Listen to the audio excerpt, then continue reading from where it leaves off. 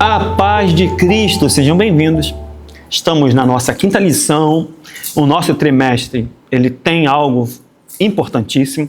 Um dos temas que há muito tempo eu, como um professor de escola dominical, como professor de seminário teológico, como professor de universidades teológicas, professor de cursos de especialização, há muito tempo eu não tenho visto. Então, esse tema nesse trimestre, sobre a tipologia bíblica, trabalhando então essa prefiguração de Cristo no Antigo Testamento, do autor pastor Samuel Malafaia, vem em bom momento para revisitar esses temas que são importantes dentro da própria teologia bíblica e, é claro, a escola teológica, melhor dizendo, a escola da palavra ou a escola dominical, dependendo como a sua igreja chama o nome desse culto de ensino, podemos perceber que é um tema importante para até melhorar na nossa teologia.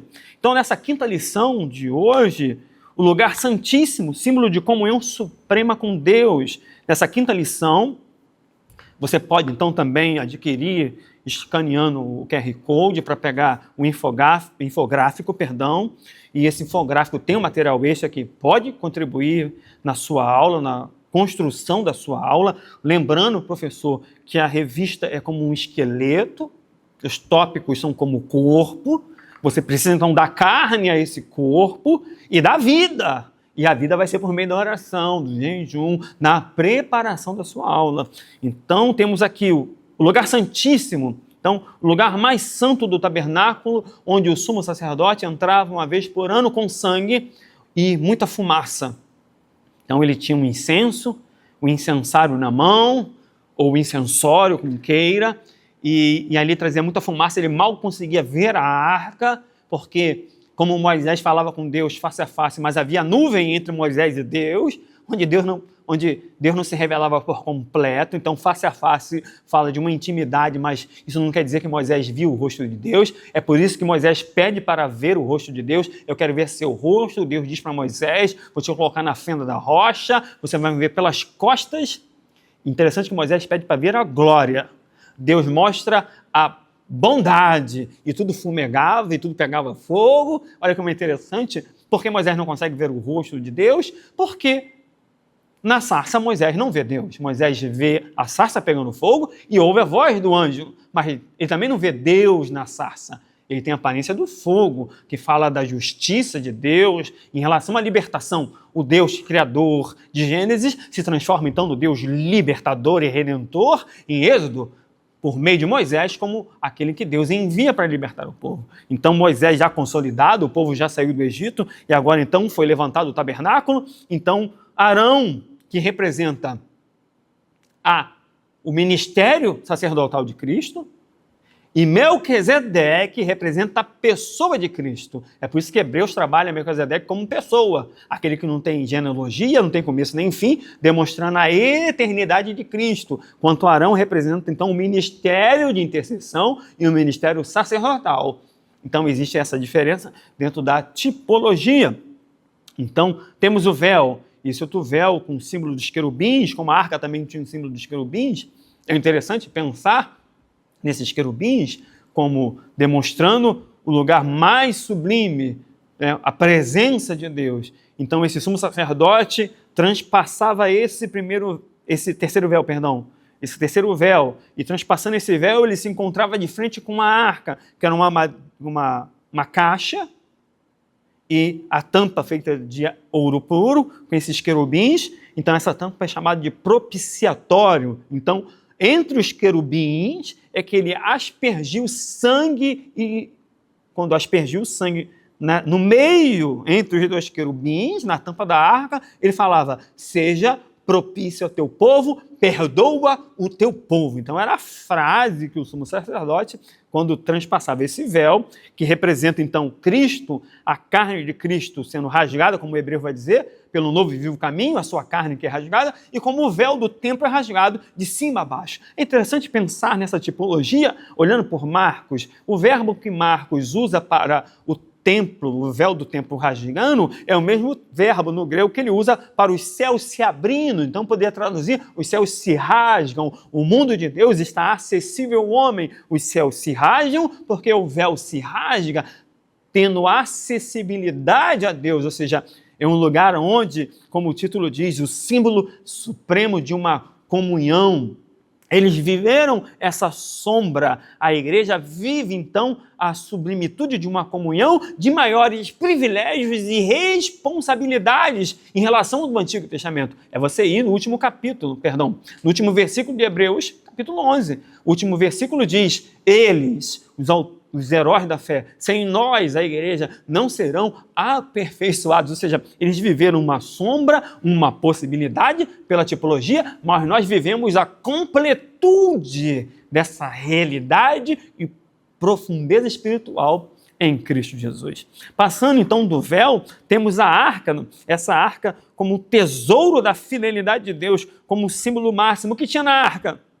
A lei de Deus, a vontade moral de Deus, as tábuas. Moisés ele quebrou as primeiras tábuas pela ira humana. A ira humana não traz a justiça. Então Deus refaz as tábuas. Então, permita-me brincar. Permita-me, então, deixar esse ambiente um pouco mais, então, familiar. As tábuas, né, quando Deus fez o download do tablet, deu 2 tablets para Moisés. 2 tábuas, e fez o download então, da lei, da sua palavra, né?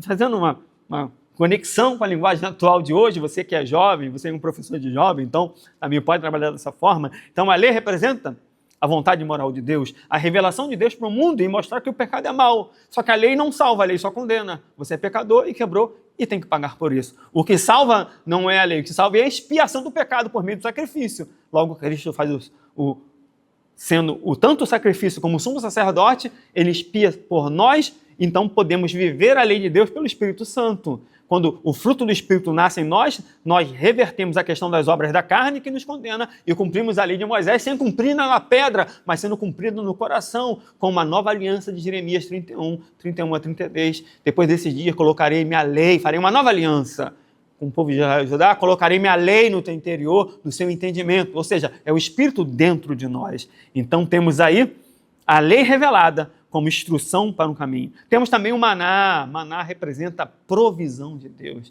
o Deus que provê.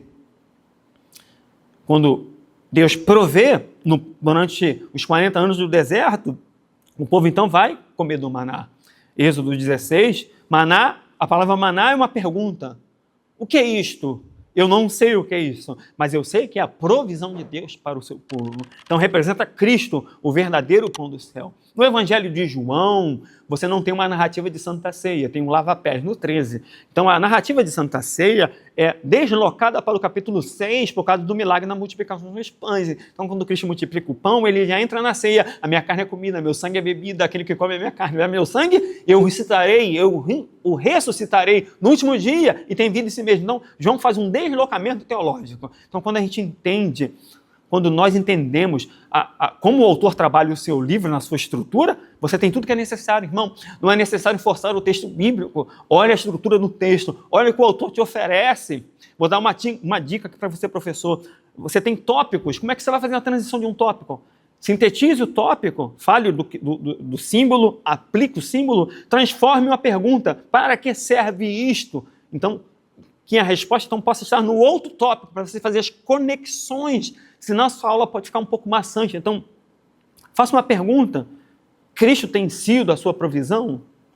Cristo tem sido o maná? Como o maná é visto no Novo Testamento? Como Deus provê? Aí, a partir dessas perguntas, você passa para outro tópico. Sim, Cristo é o maná. Cristo é aquilo que é representado dentro de um pote de ouro, que fala também da sua humanidade. Cristo é o pão da vida. Tem a vara de Arão que floresce. Então, representa o quê? A escolha do sacerdócio. Quando há a guerra, então você tem uns problemas em Israel, no caso de Judá, no deserto, ali o povo de Deus no deserto, perdão. E aí, lá na questão que a terra se abre, Coré, Datã, Birão, lá em Números 16, descem vivos por terra, é porque há uma briga, uma disputa pelo poder e autoridade espiritual. E aí, uma vara, um pedaço de madeira cortada floresce, mostra que Deus escolheu o sacerdócio de Arão, e ali simboliza Cristo sendo escolhido como raiz de terra seca, já que era um pedaço de madeira cortado que floresce. Então ele era raiz de terra seca no seu julgamento e na sua purificação, mas quando ressuscita é videira verdadeira, que pode então fazer que nós nele possamos frutificar. Temos então um propiciatório, que fala do lugar de misericórdia, onde o sangue era derramado e Deus era propício, ou seja, perdoava o seu povo. A tampa da arca representa então Cristo, é aquele que expia por nós, intercede por nós, e por meio disso podemos ter então o perdão dos pecados. Então o sumo sacerdote entrava no Santo dos Santos uma vez por ano com sangue, com muita fumaça no incensório, para não ver nem a arca. E quando saía de costas para a porta e de frente para a arca. Hoje é muito triste ver pessoas levantando durante o culto e dando as costas para o altar. Se fosse na antiga aliança, morreriam. O sumo sacerdote, se virasse de costa, morreria, porque fala então do respeito à santidade do grande Deus, do grande Rei no universo, a qual ele então, representante do povo, ia lá interceder como um mediador. Deus te abençoe, que possamos continuar estudando nesse trimestre e crescermos em graça, em conhecimento. Em nome de Jesus, é um prazer, até a próxima aula.